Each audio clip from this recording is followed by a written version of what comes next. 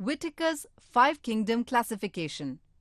The first kingdom is kingdom Monera.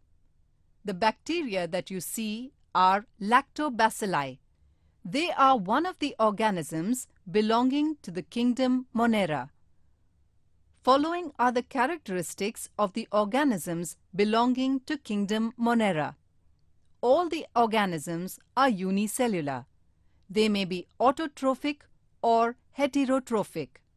These are prokaryotic cells without distinct nucleus or cell organelles.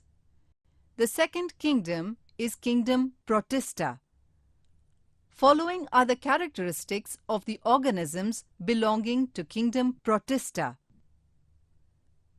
These are single-celled organisms with well-defined nucleus enclosed in a nuclear membrane. They include autotrophs, for example, algae, and heterotrophs, for example, protozoans. Some of them have hair-like cilia or whip-like flagella for locomotion. Kingdom Fungi. Following are the characteristics of the organisms belonging to the kingdom Fungi. These are non-green, eukaryotic, heterotrophic organisms. Most of them use decaying organic matter for food, therefore they are called saprophytes. Many of them may grow to multicellular structure. Their cell wall is made up of tough and complex sugar called chitin. Most of them have thread-like hyphae rather than cells. Many nuclei are present in the continuous cytoplasm. Common examples of this kingdom are yeast, molds, and mushrooms. Most common molds of fungi are Aspergillus and Penicillium.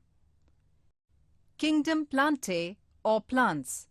Following are the characteristics of the organisms belonging to kingdom Plantae. All organisms in this kingdom are multicellular, having a cell wall made up of cellulose, and autotrophic and stationary.